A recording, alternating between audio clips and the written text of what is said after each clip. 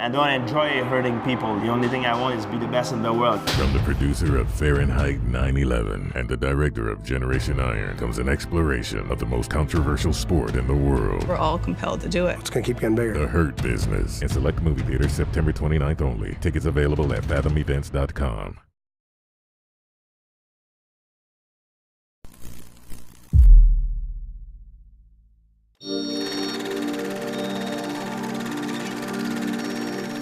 When I saw Phil Heath enter the stage, he just looks so much more dominant. It's not just the mass, of course, it's the shape, it's the roundness, Unless somebody really new comes in, nobody's going to be able to beat him. I think he'll be able to go for 10. What do you think? Let's put some perspective. In the era of Lee Haney, they threw Rich Gaspari at him all day long. And towards the end of Haney's reign, it was Labrada and myself, and then along came Dorian. Haney saw the writing on the wall and moved on. Retired at 31 years old. 31 years old. Mm-hmm. And on Dorian's worst day, he beat us all. Then here comes Ronnie Coleman. Ronnie continually played the mass game, and it caught up with him. Here's the difference. Phil is maybe 36. Mm-hmm. Dexter's going to be 47 next month. Mm-hmm. Shawn Ray is 40 plus. He just became a father. And there's really no one there. I mean, in 3 more years, we'll have a 39-year-old Phil Heath, if he's still hungry. Mm-hmm. In 3 years, he's got the tie for the record. Mm-hmm. He could be 40 years old and a 9-time Mr. Olympia champion. That's definitely plausible based on what's thrown at him, because I believe Dallas McCarver, Justin Compton, and the younger guys are still 5 years away from being on that level maturity-wise. And even then, they're going to be beneath 35 years old. So they have time. And this is what's benefited Dexter, is that he's had the benefit of longevity. Without stopping, he's watched Dorian disappear. He watched me disappear. He watched Kevin disappear. And all of those guys that were getting older, he watched us all disappear, and he's outlasted us. So I don't want to say by default Dexter is there, because he's the best thing on at 46 years old that we got. Mm-hmm. But he's 10 years older. When they turn around to the rear, it's game over. And all of those Olympians, you go back to Ronnie, Dorian, and Lee Haney, when they turned around, it was game over for most of us. Mm-hmm, mm-hmm. Phil Heath has that. Is Phil Heath better now than he was 2 years ago? No. And he better be very careful. But even being where he's at, where his quality isn't as good, it's still more superior than the guy that's 10 years older than him in Dexter, and Shawn Ray, who's got him by at least 5 or 6 years. Mm-hmm. And then you got to go down to Big Ramy, who's younger, but he's got 0 calves. His skin's still a little bit too thick, especially to compare with Phil Heath. And genetically, he just doesn't have the same structure. But in 5 years, Phil Heath can retire with 9 Sandows, and we could see Big Ramy as Mr. Olympia. That's very plausible. But there's a lot of contests outside that Mr. Olympia that some of these other cats can win, because Phil's not interested in any other shows. Mm-hmm. Dexter may not go to Spain.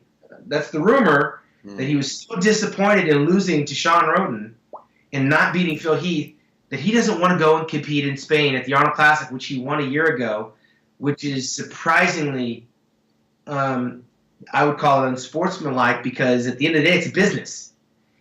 And he's the defending champion, and he can beat Shawn Ray. He was off one night when it counted the most, and Shawn snuck up and beat him. Dexter travels better than all of these bodybuilders. He improves with more shows that he has because he's so experienced, and yet he left Las Vegas one of the more dejected bodybuilders there were, and I just don't see it. I don't know why he's so disappointed. I see. Now, Shawn, all these guys, they work very hard, of course. Phil, just like everybody else, they put on a mask. But don't you think Phil's genetics are so much more superior and pleasing to the eye of the judges? It's almost like no matter how much they work, they just can't match that.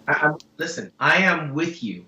Because if Shawn Ray and Dexter Jackson are the best we have to throw at Phil can continue winning for the next 4 years and be a 9-time Mr. Olympia and retire as basically the greatest bodybuilder ever. Mm-hmm. Because if you win 9, you are the greatest. It doesn't matter. It's just a matter of who you throw up against them.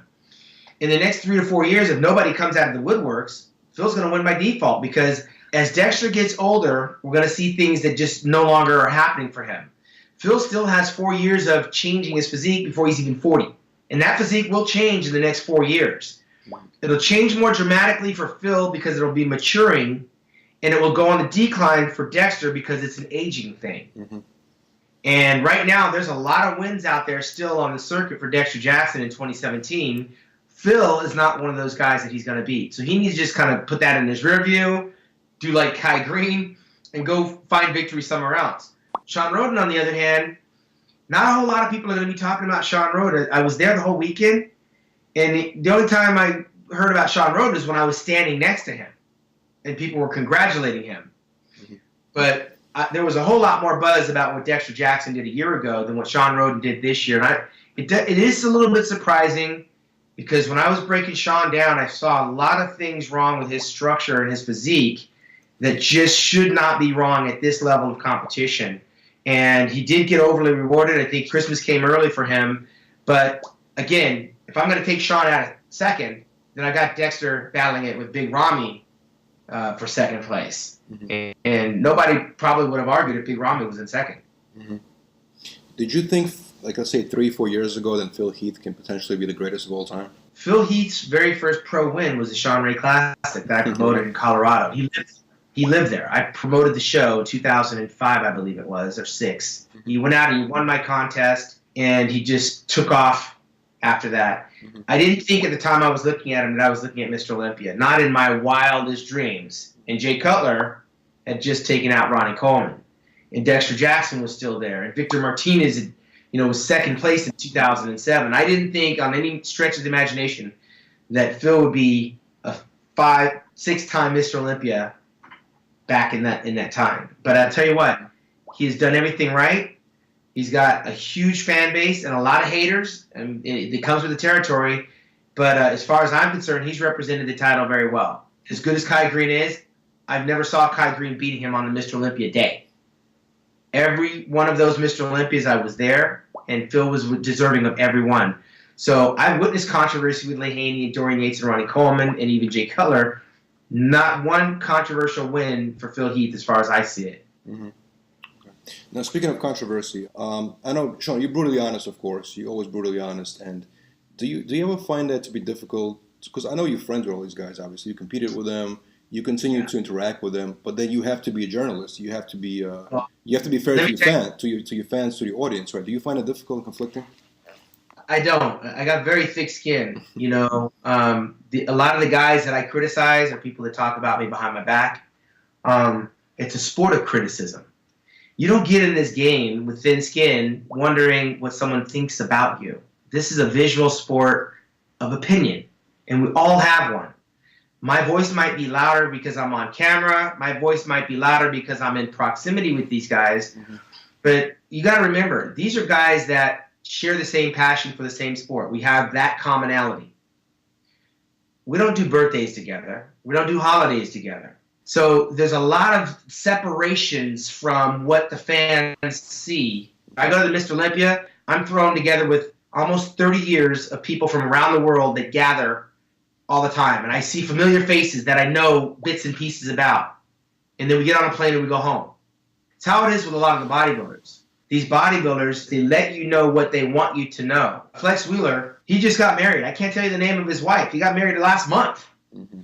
Some things should stay with you. Like Kevin Lebroni was born July the 16th, 1965. Flex Wheeler, August the 23rd, 1965. But I only know what I'm interested in, and I report. And that's probably what my biggest issue with Kevin was it's such a selfish enterprise. I was fearful for his relationships with other people in the real world. Not the fans of bodybuilding, not the ones putting the weights on, not the ones bringing you your meal prep, not the ones that are telling you, you can do it. But the real people that matter the most, those are the relationships I felt that were going to suffer. I know. Because when I went to war as a professional bodybuilder, I didn't have any friends. Everyone I was competing against were the enemy. And anybody that talked bad about me, I wanted nothing to do. I put myself in a box. And guess what? I did it every single year. And it was a very lonely place to be, because by the time I got done bodybuilding, I valued my friendships that I put on hold for so many years, because that's all you have. The Mr. Olympia doesn't last forever. Those hangers-on, when you don't materialize the goods, they disappear. And so I'm hoping at some point in time, Kevin pops up somewhere on the radar, and he'll realize that I'm the same person. He knows I'm not going anywhere, but I know where he's at. So boxing me out, I've done that before, and I was afraid he was going to do it, and he did. It's part of the business. I never wanted to go there again when I left the stage. So watching those guys pose wasn't something I missed. It's something I admire, something I respect, but it's not for me, man. I really did empty my cup out in 2001. I think it was a month ago we did an interview where I asked you about Kevin Levrone, and you gave your honest opinion about his comeback. What kind of feedback were you getting about that interview? I would say 70% was like, hey, man, you told it like it is. You know, if he's not going to listen. And I had other people say, mind your own business. And why are you a hater? And you're supposed to be his friend. So all that stuff, that element was there. But I came from a place of experience and wisdom. Kevin called me up a month later in June to say, hey, man, you know, I want to put some of this stuff behind me. A lot of negativity coming into my ears from people that don't know you and me together.